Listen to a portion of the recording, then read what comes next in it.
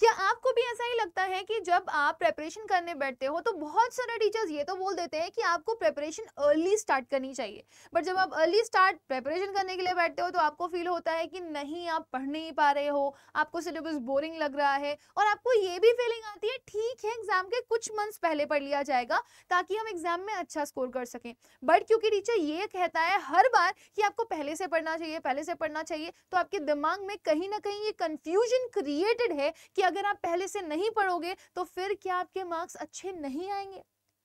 तो मैम ये बात तो तय है कि जो बच्चा ज्यादा पहले से पढ़ रहा है और डिटेल स्टडी कर रहा है कहीं ना कहीं उसको एक्स्ट्रा एज तो मिलती है बाकी स्टूडेंट से। सो हम ऐसा क्या करें कि हम अपनी पढ़ाई पहले से ही स्टार्ट कर दें, हमें पढ़ाई बोरिंग ना लगे, टायरिंग ना लगे और जब जब हम पढ़े हमें बार बार पढ़ने का मन करे। सो इसी के लिए एक बहुत ही सॉलिड और प्रॉपर सोल्यूशन आपको बताया जाता है कि आप अपने नोट्स इतने इफेक्टिव बनाइए कि आपको बार बार उन नोट्स को देख करके मन करे कि आप पढ़ लो, right. So this is something which is really very necessary for all of you to understand that कि जब आप 2024 और 25 की अपनी पढ़ाई शुरू कर रहे हो, चाहे वो किसी भी क्लास की हो, चाहे वो किसी भी कॉम्पिटिटिव एग्जाम की हो, आपको इफेक्टिव नोट्स बनाना बहुत ज्यादा जरूरी है। So अगर इफेक्टिव नोट्स बनाते हैं तो आपको ये समझना भी जरूरी है कि ये बहुत ज्यादा क्रूशियल होते हैं। आप जो भी इंफॉर्मेशन पढ़ रहे हो या जो भी चीजें अभी पढ़ करके बैठे हो वो आपके दिमाग में स्टोर्ड रहनी चाहिए। जब वो लंबे समय तक स्टोर्ड रहेंगी तभी आप उनको रिटेन कर पाओगे और जब आप उसको लंबे समय तक रिटेन कर पाओगे तभी आप अपने एग्जाम में अच्छा कर सकते हो और इफेक्टिवली अपनी पढ़ाई को कर सकते हो। सो आपके लिए कुछ स्पेसिफिक मैं चीजें यहाँ पर बताने वाली हूँ जिससे आप अपनी पढ़ाई को और इफेक्टिव बना सकते हो और आपको अपनी पढ़ाई और ज्यादा अच्छी लगेगी और आपको बार बार पढ़ने का मन करेगा। So let's start with this. आखिर मैम क्या बताने वाली हैं आपको आज के सेशन में और कैसे आप इफेक्टिव नोट्स बना सकते हैं। तो effective studies can only be done with effective notes. ऐसी कॉपीज होनी चाहिए आपके पास जिनको देख करके आपका बार बार जी लग जाए, राइट, और रहा ना जाए आपका बार बार फीलिंग आपके मन में यही आ रही हो कि आपको पढ़ना है। सो सबसे पहली चीज आपको बहुत सिलेक्टिव होना है, आपको की पॉइंटर्स पर ध्यान देना है, आपको मेन आइडियाज पर ध्यान देना है और आपको इंपॉर्टेंट डिटेल्स कवर करनी है। देखो मैंने आपको पहले भी बताया है, एक वर्ड सुना होगा आप लोगों ने, विनोइंग। विनोइंग का मतलब क्या होता है? आपने कभी गेहूं पछोड़ते हुए औरतों को देखा है? वो क्या करती हैं? वो गेहूं में से शाफ अलग कर रही होती हैं, कचरा अलग कर रही होती हैं, अपने काम की चीजें रख रही होती हैं। तो आपके जब चैप्टर्स आप पढ़ते हो तो उसमें बहुत कुछ दिया गया होता है, too lengthy languages are there, but what is needed for you आपको वो पता होना चाहिए। तो आप वो की पॉइंटर्स, वो की वर्ड्स हाईलाइट करके आप अपने जब नोट्स बना रहे हो तो उनको स्पेसिफिक मेंशन करके रखो। तो आपके जो इफेक्टिव नोट्स होने चाहिए उनमें की पॉइंटर्स होने चाहिए, मेन आइडियाज होने चाहिए और कुछ इंपॉर्टेंट डिटेल्स होनी चाहिए। दूसरा बहुत इंपॉर्टेंट, आपको बुलेट पॉइंट्स का यूज जरूर करना है नंबर लिस्ट बनाने के लिए। सपोज अगर आप एक चैप्टर पढ़ रहे हैं और एक चैप्टर का आप समरी तैयार कर रहे हैं, कोशिश करिए कि वो पैराग्राफ में ना हो, कोशिश करिए कि वो पॉइंटर्स में हो। और जब आप बुलेट पॉइंटर्स यूज करेंगे तो आपको काफी हेल्प मिलेगी अपने पॉइंटर्स को लर्न करने में। बहुत इजी होता है, आपको पॉइंटर्स जल्दी लर्न हो जाते हैं, कभी भी देखिएगा comparative to the summaries. So remember this, आप जब बुलेट पॉइंट्स इकट्ठे करेंगे और पॉइंटर्स में अपनी जितनी भी नोट्स हैं उनको लर्न करने की कोशिश करेंगे तो ये आपको ऑर्गेनाइज करने में मदद करेंगे आपको इन्फॉर्मेशन, और साथ ही साथ में आप रिव्यू भी आसानी से कर पाओगे क्योंकि पॉइंट में अच्छा this point is clear, this point is clear, this point is clear, ऐसा होता है। जब आप समरी बार बार पढ़ते हो ना तो पैराग्राफ आपको काफी हद तक बोर कर देता है।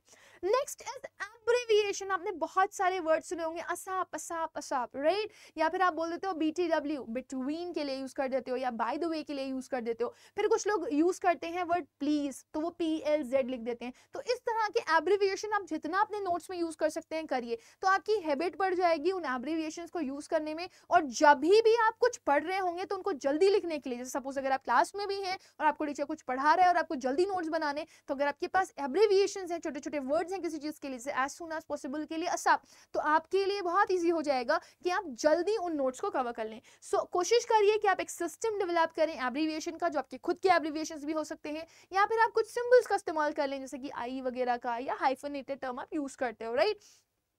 तो आपके लिए वो इजी हो जाएगा, आपकी इन्फॉर्मेशन जॉट डाउन करना आपके लिए इजी हो जाएगा और सबसे बड़ी चीज कि आप अपने काम को क्विक कर पाएंगे। फिर आता है सबसे important part, that is your visual add. आप शायद ये चीज समझ नहीं सकते, बट इसी को ही हम दूसरे शब्दों में बोलते हैं निमोनिक्स। मतलब आप ऐसे सोचो, अगर सिर्फ एक कहानी हमें सुनाई जाती तो हमें कितनी इंटरेस्टिंग लगती है, एक मूवी हमें सिर्फ सुनाई जाती तो हमें कितनी इंटरेस्टिंग लगती। तो सुनाई जाने से ज्यादा बेहतर हमारे लिए क्या होता है, विजुअलाइजेशन। हम मूवी को देखते हैं तो मूवी हूबहू कॉपीड याद होती है।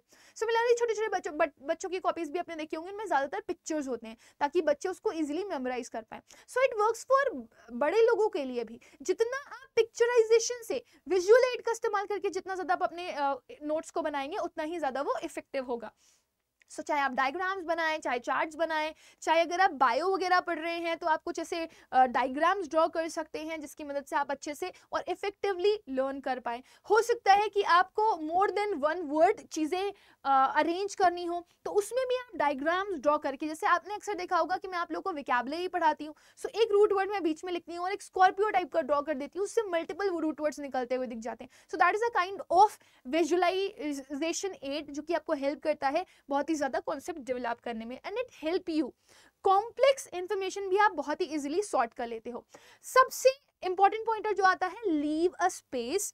दिस इज ट्रू जब आप पढ़ रहे हैं। देखिए ऑब्वियसली एक बार ऐसे जरूर होता है हमारी लाइफ में, अगर हम अर्ली रीडर है ना, या अर्ली बर्ड है, तो हम पहले पढ़ते हैं तो हमारा सिलेबस भी पहले खत्म हो जाता है, और जब हमारा सिलेबस पहले खत्म हो जाता है तो ऑब्वियसली चीज है, हमारे पास टाइम रहता है कि हम उसका रिविजन एक बार, दो बार, तीन बार कर सकें। तो आप अब जब भी नोट्स बना रहे हो तो बीच में गैप जरूर दें। जब आप गैप्स देते हैं तो उन गैप्स में आपके पास इन फ्यूचर आप कुछ पढ़ रहे थे, रिवाइज कर रहे थे, कुछ ऐसा था जो छूट गया, जो आपको नया पता चल रहा है, या सपोज अगर मैंने आपको बताया मैं विकैबुलरी आपको लर्न करवा रही हूँ और एक वर्ड से, रूट वर्ड से जुड़ा हुआ आपको कुछ नया रूट वर्ड मिल गया, तो एटलीस्ट अगर आपके पास स्पेस होगी, so you have to write it over there. सो आपके पास जो भी आप नोट्स बना रहे हैं वहाँ पे स्पेस होना जरूरी है। इवन कुछ भी अगर आप कर रहे हो वहां पे आप स्पेस जरूर छोड़ो while writing. Next is review and revise. तो जब इतने प्यारे प्यारे नोट्स आपने बनाए हैं तो रेगुलरली उनको रिव्यू करना भी जरूरी है। और याद रखिएगा एक 21 डेज हैबिट होती है ना, जब आप कोई काम को लगातार 21 दिन तक कर लेते हैं तो आपका माइंड सेट हो जाता है। देखो हमारा माइंड सेट होने के लिए तैयार होता है, हमारा माइंड फ्रीक्वेंट चेंजेस करने के लिए तैयार होता है, लेकिन हमारी बॉडी बहुत स्लीपी होती है, वो फ्रीक्वेंट चेंजेस नहीं कर पाती है। तो अगर आपको उसको फ्रीक्वेंट चेंजेस करवाने हैं तो आपको उसको ट्रेन करना पड़ेगा। आप कभी भी देखिएगा आपका दिमाग बार बार कह रहा था चल पढ़ लेते, चल पढ़ लेते, चल पढ़ लेते, लेकिन आपकी बॉडी तैयार नहीं होती, उसको लगता है चल आराम कर लेते। सो आपको अपनी बॉडी को अगर ट्रेन करना है तो आप 21 डेज उसको कॉस्ट इफेक्टिवनेस सिखाओ। राइट, क्या करना है आपको, जिस जगह पर आप रेगुलर बेसिस पे पढ़ते हैं, जिन नोट्स को आप पढ़ते हैं उनको बार बार आप ओपन करिए और पढ़ने की कोशिश करिए। तो इससे आपका रेगुलर बेसिस पर जो बॉडी है वो रेडी रहेगा तैयार होने के लिए, और फिर आप अच्छे से अपने नोट्स को रिव्यू भी कर पाएंगे। रिव्यू इसलिए कर पा रहे हैं क्योंकि आपको अपने नोट्स अच्छे लग रहे हैं, और रिवाइज भी आप इसलिए कर पा रहे हैं क्योंकि आप रिव्यूज को अच्छे से कर पा रहे हैं। देन आता है आपका समराइज करना या पैराफ्रेज करना। कभी कभी बहुत बड़ी बड़ी चीजें होती हैं जो पॉइंटर्स में कन्वर्ट नहीं हो पाती, तो आप उन्हें समराइज करिए। सम का मतलब ही होता है S refers to shorter than text, then U refers to use your own words, और M refers to main ideas only। जरूरी नहीं है आप टीचर को ही कॉपी करो, आपके खुद के थॉट्स भी आप यहाँ पर पोर आउट कर सकते हो। आप किसी किसी चीज को छोटा कर सकते हो, वो आपको मेंशन करना जरूरी है। देखो जब पहली बार कोई चीज एग्जिस्टेंस में आई थी तो किसी ना किसी के द्वारा ही लाई गई थी, तो आप अपने द्वारा खुद के साथ बहुत सारी चीजें क्रिएट कर सकते हो और किसी को भी शॉर्टकट कर सकते हो। देन कोशिश करो कि अपने आप जो भी नोट्स बना रहे हो उनमें मैक्सिमम एग्जाम्पल्स लिखो। स्पेशली वो चीज जो आपको बहुत ज्यादा कंफ्यूज करती है उसको मैक्सिमम टर्म्स में लिखो। जैसे मैंने यहाँ पे एक एग्जांपल दिया हुआ है, अगर किसी बच्चे को कंफ्यूजन होता है कि वो ए को कहाँ यूज करे, एन को कहाँ यूज करे, तो वो बहुत सारे टर्म्स लिख ले अपनी कॉपी में कि ए कहाँ कहाँ यूज हो सकता है और एन कहाँ कहाँ यूज हो सकता है। तो इससे उसके दिमाग में वो चीजें स्टोर रहेंगी, वो कभी भूलेगा नहीं। So if anything complicates you, कोशिश करिए कि आप मैक्सिमम टू मैक्सिमम एग्जाम्पल, 4, 5, 6 जितने एग्जाम्पल्स आप लिख सकते हैं उतने एग्जाम्पल्स आप लिखिए। नेक्स्ट, ऑर्गेनाइज अगर आप डिजिटली कर लें तो बहुत ही अच्छा है। वैसे हर किसी के लिए पॉसिबल नहीं है, लेकिन अगर ये पॉसिबल हो पाए तो आप कोशिश करिए कि आप डिजिटली अपने नोट्स प्रिपेयर करिए। एक तो ये इजी होता है, कई बार आपसे कुछ गलती हो जाती है तो आपको पेजेस फाड़ने की जरूरत नहीं पड़ती। राइट, कई सारी ऐसी एप्स होती हैं जो बहुत सारे स्ट्रक्चर्स, पिक्चर्स आपको ड्रॉ करने में मदद करती हैं, जो बहुत ही इजीली आप पिक्चर्स ड्रॉ कर लेते हो, आपको अपने हाथों से लंबा ड्रॉ करने की जरूरत नहीं पड़ती। सो अगर आप डिजिटल नोट्स प्रेफर कर रहे हैं तो आप एप्स और सॉफ्टवेयर्स भी यूज कर सकते हैं जो आपको ऑर्गेनाइज और स्क्रैच में समझने में मदद करेंगे। बाकी बहुत शानदार चीज़ ये है, थोड़ा बचकान हो जाता है, लेकिन अगर आप अपने नोट्स में कलर्स यूज़ करते हैं तो पता नहीं कुछ ऐसा होता है कि वो आपको अट्रैक्ट करता है कि आप उसे बार बार पढ़ें। सो अगर आप कलर कोडिंग कर रहे हैं, आपने हाईलाइट किया ये इंपॉर्टेंट पॉइंट है ना, इस चीज़ को आपको इसलिए हाईलाइट करना पड़ रहा है, तो अगर आप अलग अलग कलर्स को यूज़ कर रहे हैं किसी टॉपिक को एम्फेसिस देने के लिए, तो वो आपके लिए काफ़ी इंटरेस्टिंग बन जाता है। Then the term contextualize. This is write down how information fits into the broader context or its relevance to other topic subject. अगर कोई टॉपिक आपको इंटरकनेक्टेड लग रहा है तो आप उसके कॉन्टेक्स्ट में उसका रेफरेंस जरूर मेंशन कर दीजिए, which will help you a lot. और फिर लास्ट आता है ask questions. अगर आपको कोई चीज अनक्लियर है, कोई टॉपिक ऐसा है जो आप नहीं समझ पा रहे हो, नहीं कर पा रहे हो, तो बार बार क्वेश्चंस पूछो कि यहाँ पे क्या क्वेश्चन अराइज हो सकता है। आप खुद एक टीचर बन जाओ अपने लिए, और वो टीचर अपने आप को बना करके उससे क्वेश्चन रेज करो, उसका आंसर देने की कोशिश करो। तो इससे आपको उसके मल्टीपल एस्पेक्ट समझ में आएंगे और आप कितने सॉलिड तरीके से उसके आंसर्स कर सकते हो और कितने मल्टीपल एस्पेक्ट में उसके आंसर्स बन सकते हैं, वो खुद क्रिएट कर सकते हो। Last is practice active listening and note taking. That is very very important. कोशिश करिएगा engage रहें आप actively during lectures, right, or readings to capture the most important information effectively.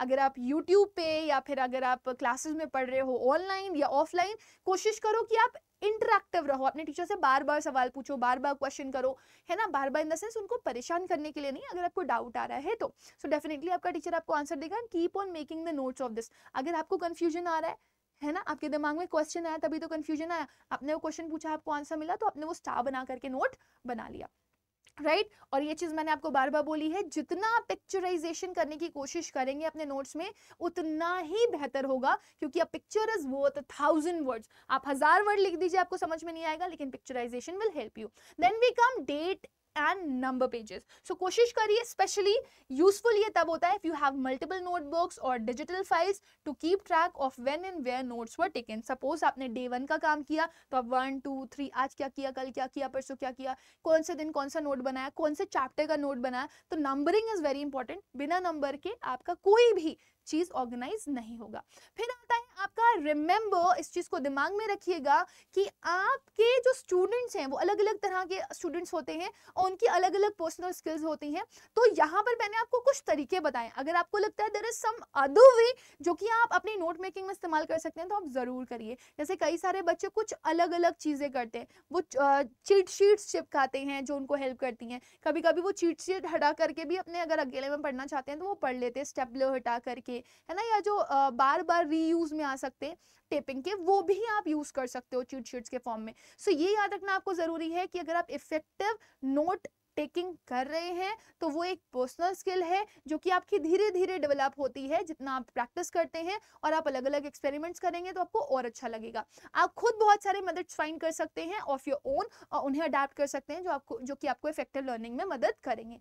So choose which kind of person you are and after note making try to evaluate yourself how much syllabus you have covered in this week, है ना। तो you must have a schedule कि आज इस हफ्ते में आपने कितना अपना चैप्टर कंप्लीट कर लिया, कितने चैप्टर के नोट्स बना लिए, इससे आपको कितना % सिलेबस तैयार हो गया, आपको ये पता होना चाहिए। सो जब आप अपना इवैल्यूएशन करते रहेंगे तो आपको काफी ज्यादा हेल्प मिलेगी। Now with this let me and with this session. I hope कि आप लोगों को अच्छे से समझ में आ गया होगा कि आपको इफेक्टिव नोट मेकिंग कैसे करनी है। बट जाते जाते आप सभी लोगों को बताना चाहूंगी कि अगर आप में से कोई भी बच्चा ये सफर कर रहा है, जो कि एक सबसे बड़ी प्रॉब्लम है इंग्लिश की विकैबुलरी, अगर आप विकैबुलरी से सफर कर रहे हो तो आपको एक बहुत ही कॉस्ट इफेक्टिव चीज के साथ हम यहाँ पर मेंशन करने जा रहे हैं एक बुक का, that is vocabulary word which is written by me myself, that is Rubeka Agha. और मैंने ये बुक लिखी है बहुत थॉट प्रोसेस के साथ। यहाँ पर आपको माइंड मैप्स मिल जाते हैं, 10,000 प्लस वर्ड्स मिल जाते हैं, प्लस इसमें हमने डिफिकल्टी लेवल भी अरेंज करके रखा हुआ है जिसमें easy, moderate to high level के क्वेश्चंस आपको मिलेंगे,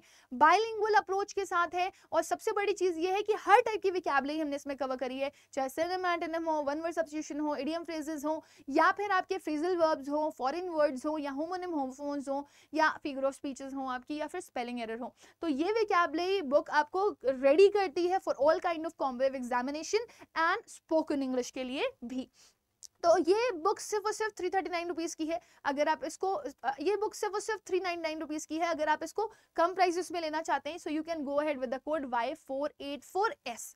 आप याद रखिएगा बुक, या फिर आप अगर टेस्ट सीरीज लेना चाहते हैं तो Y484S कोड यूज कर सकते हैं, और अगर आप कोई बैच लेना चाहते हैं ADA 24/7 से तो आप Y484 कोड का इस्तेमाल कर सकते हैं। आपको बता दूं कि अभी रिसेंट में ही ADA 24/7 में एक बैच चल रहा है जो कि आपको यूजी एग्जाम्स के थ्रू डेफिनेटली मिल जाएगा। आप यूजी पे जाएंगे, साइंस सेक्शन, कॉमर्स सेक्शन, जिस भी आप पर्टिकुलर परफेक्शन के साथ जाना चाहते हो, जिस भी प्लेटफॉर्म पे, उस पे जा सकते हो आप, राइट। मतलब आपकी स्ट्रीम जो भी है, आप साइंस के हो साइंस में जाओ, कॉमर्स के हो कॉमर्स में जाओ, आर्ट्स के हो आर्ट्स में जाओ। जैसे ही आप इस पे जाओगे तो आपको ये रिसेंट बैच दिखाई देगा समर 2.0, और आपको ये दिखाई देगी book, that is your vocabulary world book, जो कि आपकी 399 रुपीज की जरूर है, 339 रुपीज की यहाँ पर आपको दिखा रही है। Y484S के साथ आपको ये 331 रुपीज की मिल जाएगी। You can even use coins to get maximum discount too. फिर आप अगर इसमें जाओगे तो आपको ये जो बैच है ये 10,199 रुपीज का दिखा रहा है, ये आपको Y484 के साथ मिल जाता है 9,959 रुपीज का। इसमें आपको 2 लैंग्वेजेस, 4 डोमेन्स और प्लस एक जनरल टेस्ट मिल जाता है। इसमें आपको live sessions, recorded sessions, teachers hand written PDF note, daily practice paper, counselling sessions, ठीक है, डाउट सेशंस भी मिल जाते हैं जो बहुत इंपॉर्टेंट है। और इसके साथ साथ आपको यहाँ पे ई बुक्स और mock test free of cost मिलते हैं। सो देर किस बात की, अगर आप पढ़ाई करना चाहते हैं, बेहतर पढ़ाई करना चाहते हैं परफेक्ट स्टडी नोट्स के साथ, तो आप इस बैच का हिस्सा बन सकते हैं with the code Y484। Remember Y484 आपके बैचेस के लिए है और Y484S आपके कॉन्टेंट वाले पोर्शन के लिए, चाहे वो टेस्ट सीरीज हो या फिर बुक्स हो। Thank you.